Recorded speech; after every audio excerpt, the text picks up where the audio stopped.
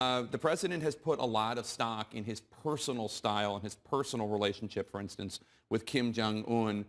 This has been a rough week. The U.S. seizing North Korean cargo ship, North Koreans, Kim Jong-un firing a second missile test. Is it working?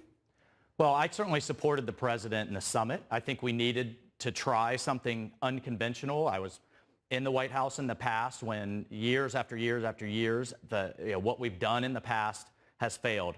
That said, I do think we need to draw a line in the sand going forward. The North Koreans need to come forward with full disclosure and a timeline for denuclearization, or we need to go back to maximum pressure. But the president needs to be able to come to the Congress. He needs to be able to go to the American people. At the end of the day, if we do have to go to a military option, which would be horrific, and say, I tried everything. I opened the door for diplomacy. I opened the door for economic progress for North Korea, and they simply didn't step through it.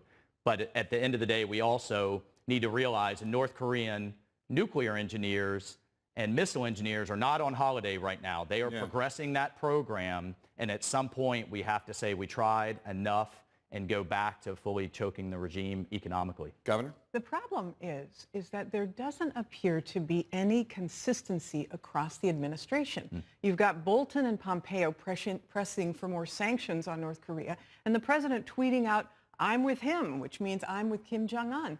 You know, it's not working. So you have no consistency, nor do you have a long-term strategy. Now, I grant you, these are difficult issues, right?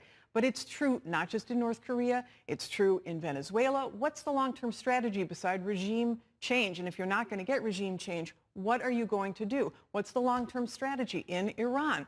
Regime change or what? I mean, it just doesn't appear that this administration has a strategy beyond loud bluster. What do you were on the Senate Foreign Relations Committee, I believe, were you not? I was. Yeah. So no, I was on Armed Services. Armed Services. Yeah. Well, what do you make of all this? Is there a Trump doctrine that you can understand? Yeah, I think there is. I mean, you know, I think the president in almost all of these cases has started out based on his campaign promise to try to reach out to people and do things differently and try to develop good relationships. But you have to give him credit. I mean, he walked away from the summit in North Korea when it was a bad deal. That's right. He's seized this ship. He's saying maybe this guy isn't the guy we can negotiate with. He's not saying that, though. He did. He said it this week that maybe he's not going to follow through with these things. He's given people a chance to do the right thing, and he's learned. He didn't, like Barack Obama, want a deal so bad that he gave everything away like he did in Iran. He stepped away, and he's done the same thing in the China trade deal. I mean, he said, no, I want to be friends with China. I want to make this work, but he's willing to say no if they don't follow through. And that's a pretty good doctrine, in my opinion. What do you make of it all, Mayor? I think you are describing what you hope he would say and what you hope he would mean, not actually what he's done. What he's done is take the side of a dictator repeatedly.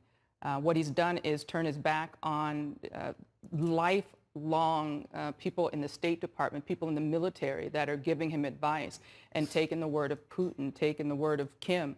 That doesn't seem strong to me. That being said, I was all for, you know, out of the box foreign policy, out of the box thinking, but it has to work. And it has to work in reality, not in the imagined reality that we wish we had from this president. Meanwhile, so those are the tensions going on the international stage. The president facing a lot of pressure.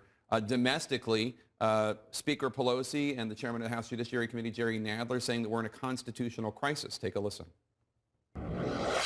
Certainly it's a constitutional crisis. We're in one because the president is disobeying the law, is refusing all information to Congress. Trump is goading us to impeach him. He knows that it would be very divisive in the country. Madam Mayor, if the president is disobeying the law, according to Jerry Nadler, shouldn't Democrats begin impeachment proceedings? I mean, isn't that their obligation if that's what they believe? I think impeachment, I think Pelosi is right. You know, she's a Baltimore gal, so I always have her back. I think she's right. He's goading us. He's goading the Democrats towards impeachment, but I don't think it's constructive. I think the Democrats have much more work to do to put issues on the table that are important to the American people this close to the election. I think if the Democrats were going to hold this president accountable, we would be doing more than just talking about the fact that it's a crisis. We would be acting.